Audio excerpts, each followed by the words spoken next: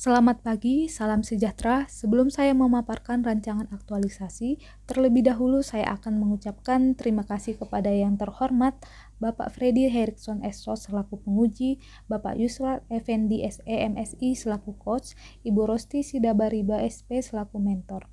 Perkenalkan, nama saya Melissa Sortini Yunita Siagian SP, peserta pelatihan dasar CPNS golongan 3, Angkatan 46, Kelompok 2, Provinsi Sumatera Utara tahun 2022. Jabatan saya sebagai penyuluh pertanian di Dinas Pertanian Kabupaten Tapanuli Utara. Pada kesempatan kali ini, saya akan memaparkan rancangan aktualisasi saya yang berjudul Peningkatan Pengetahuan Petani dalam Membuat Pestisida Nabati di Desa Parbuupea, Kecamatan Tarutung, Kabupaten Tapanuli Utara. Latar belakang dalam pengambilan judul ini yaitu produk-produk pestisida kimia yang sering digunakan petani di Desa Parbuupea harganya relatif mahal di pasaran. Maka jika terjadi peningkatan perkembangan organisme pengganggu tanaman pada saat budidaya, petani bisa merugi karena mengeluarkan modal lebih dan akhirnya kesulitan membeli pestisida kimia tersebut. Selain itu, penyemprotan pestisida kimia secara terus-menerus berdampak negatif pada lingkungan pertanian. Di antaranya terjadi peningkatan hama pada tanaman, kemudian menurunnya produktivitas dan kualitas tanah lahan pertanian akibat residu yang tertinggal dari pestisida kimia. Oleh karena itu, saya penyuluh pertanian sebagai ASN berakhlak, saya menyarankan petani untuk menggunakan pestisida nabati sebagai alternatif pengendalian OPT, di mana penggunaan pestisida nabati didukung dengan Undang-Undang Nomor 22 Tahun 2019 tentang Sistem Budidaya Pertanian Berkelanjutan. Berdasarkan hasil identifikasi isu selama menjalankan tugas di Dinas Pertanian Kabupaten Tapanuli Utara, pada unit kerja BPP Kecamatan Tarutung, wilayah binaan di Desa Parbuupea, terdapat 3 isu aktual yang saya anggap menarik untuk diangkat dan memang layak untuk diselesaikan. Ketiga isu tersebut telah tersaji dalam tabel, yaitu 1. Belum optimalnya penggunaan media penyuluhan kepada petani untuk berbudidaya dengan konsep KRPL atau Kawasan Rumah Pangan Lestari di Kecamatan Tarutung. Kedua, rendahnya pengetahuan petani dalam penggunaan pestisida nabati di Desa Parbuupea, Kecamatan Tarutung, Kabupaten Tapanuli Utara. Ketiga, belum optimalnya pengelolaan administrasi kelompok tani di Desa Parbuupea, Kecamatan Tarutung, Kabupaten Tapanuli Utara. Kemudian dari ketiga isu ini, saya akan analisis menggunakan teknik APKL, di mana ketiganya memenuhi syarat APKL, yaitu aktual, problematik, kelayakan, dan layak. Selanjutnya, ketiga isu ini kemudian saya analisis kembali menggunakan teknik USG sehingga diperoleh isu prioritas utama yang harus diselesaikan, yaitu rendahnya pengetahuan petani dalam menggunakan pestisida nabati di Desa Parbuupea, Kecamatan Tarutung, Kabupaten Tapanuli Utara dengan total skor yaitu 14. Selanjutnya, akar penyebab masalah didiagnosa dengan menggunakan diagram Fishbone yang terdiri dari 4 kategori penyebab permasalahan, yaitu manusia berkaitan dengan sumber daya petani maupun kinerja penyuluh pertanian. Yang kedua, material berkaitan dengan materi atau bahan yang digunakan dalam penyampaian materi penyuluhan. Yang ketiga, metode berkaitan dengan metode yang digunakan dalam penyampaian penyuluhan. Yang keempat, lingkungan berkaitan dengan kondisi sosial kelompok tani dan kebijakan dari pemerintah daerah yang mempengaruhi terjadinya isu.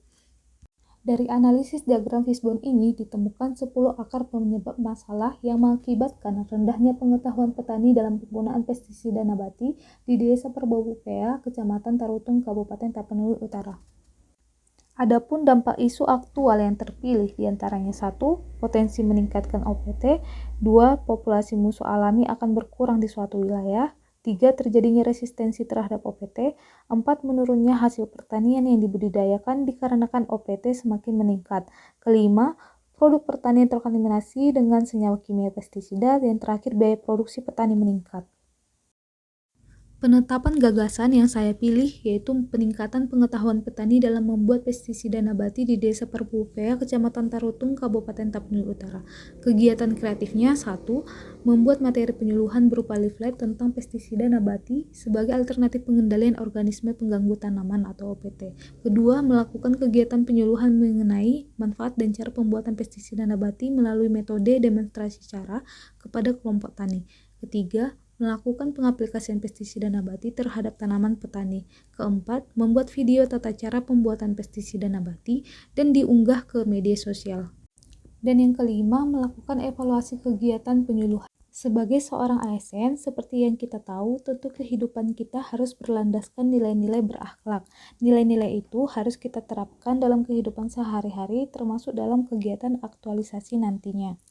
Berikut ini adalah rincian rancangan aktualisasi dari kegiatan saya, yaitu kegiatan yang pertama, membuat materi penyuluhan berupa leaflet tentang pestisida nabati sebagai alternatif pengendalian OPT, di mana outputnya tersedianya materi penyuluhan berupa leaflet yang menarik dan mudah dipahami oleh petani.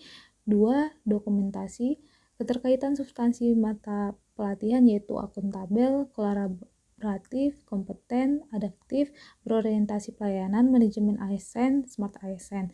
Kontribusi terhadap tujuan dan sasaran organisasi yaitu meningkatkan produktivitas hasil pertanian dan penerapan teknologi tepat guna dalam rangka peningkatan pendapatan dan kesejahteraan petani. Penguatan nilai organisasi yaitu integritas, komitmen, profesional, dan keteladanan. Kegiatan kedua yaitu melakukan kegiatan penyuluhan mengenai manfaat dan cara pembuatan pestisida nabati melalui metode demonstrasi cara kepada kelompok tani, di mana outputnya 1. Terlaksananya kegiatan penyuluhan melalui demonstrasi cara pembuatan pestisida nabati, 2. Tersedianya bahan dan alat untuk pembuatan pestisida nabati, 3. Dokumentasi.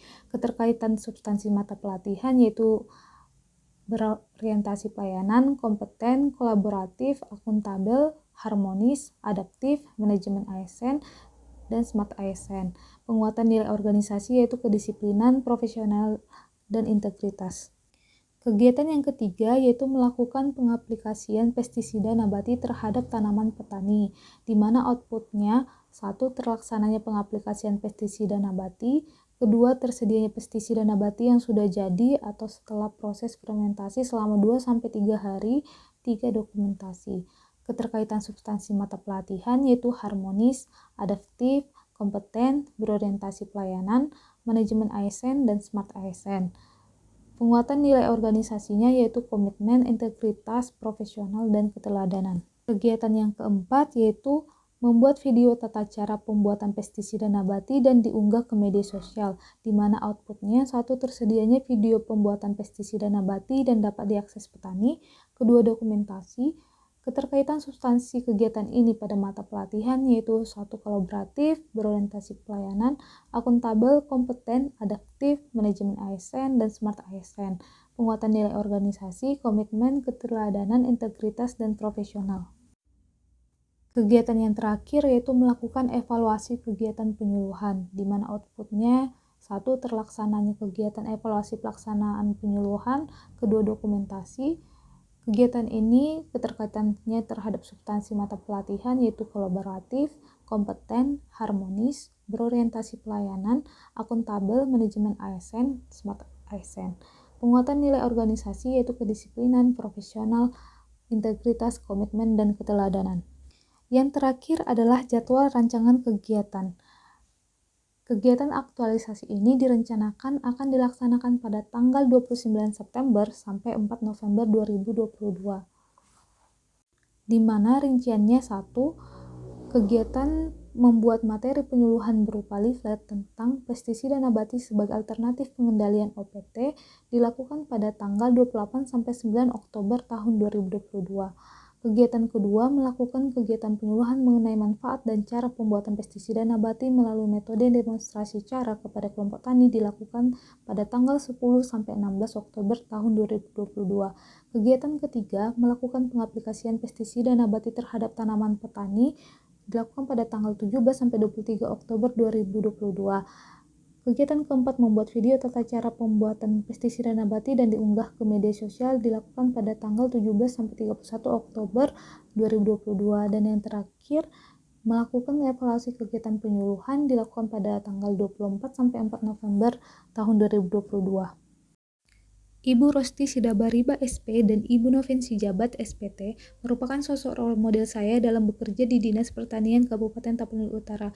Mereka saya pilih menjadi sosok teladan yang bisa menerapkan nilai-nilai dasar PNS, kedudukan dan peran PNS dalam NKRI di setiap pekerjaannya. Demikian pemaparan dari saya mengucapkan banyak terima kasih kepada coach, mentor, dan penguji yang sudah meluangkan waktunya. Saya mohon bimbingan dan arahannya. Sekian dari saya, terima kasih.